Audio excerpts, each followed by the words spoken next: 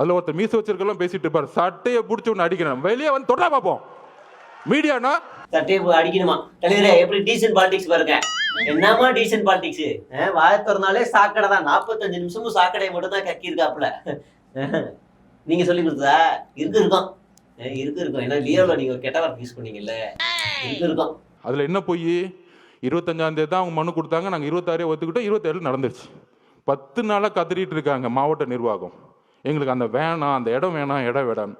தலைவரே, எந்த நிர்வாகி எந்த ஸ்டேஷன்ல எந்த அதிகாரி கிட்ட எப்போ பர்மிஷன் கேட்டாங்க அதெல்லாம் லிஸ்ட்லாம் வெளியிட சொல்லுங்க தலைவரே. அப்பதான் நம்ம போய் முட்டு கொடுக்க முடியும். இல்ல எல்லாரும் நம்மள கேள்வியா கேட்டுனே இருக்கிறானுங்க.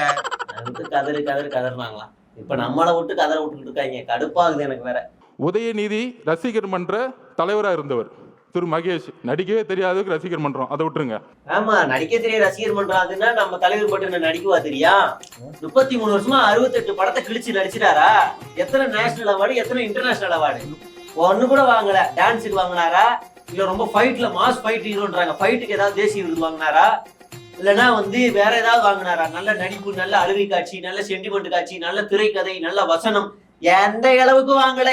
இது போய் என்ன 100 டாப்பு ஈர்ப்புன்னு அது கோவர் தலைவர. சில விஷயங்கள் முட்டு கொடுக்க முடியாது தலைவர. ஒரு விருது வாங்க நாங்க ரசிகர் மன்றம் வச்சுட்டு இருக்கிறோம். பெரிய இது மாதிரி நேற்று வந்த பசங்க எல்லாம் நீ பாருங்க, நேஷனல் அவார்டா வாங்கி குவிக்கிறாங்க.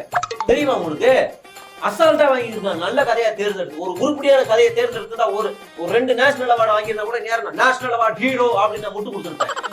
இன்டர்நேஷனல் அவார்ட்லாம் வாங்கி தான் உங்களை பிஎம் ரேஞ்சு பேசியிருப்பேன். தற்கூரி ஜனமா உள்ளுக்குள்ள டப்பா கதை. சில படங்கள்லாம் பார்க்கும்போது எரிச்சலாகுது. எப்படி நீந்தி வரீங்க? அசிங்கமா இல்ல? எப்படி அது?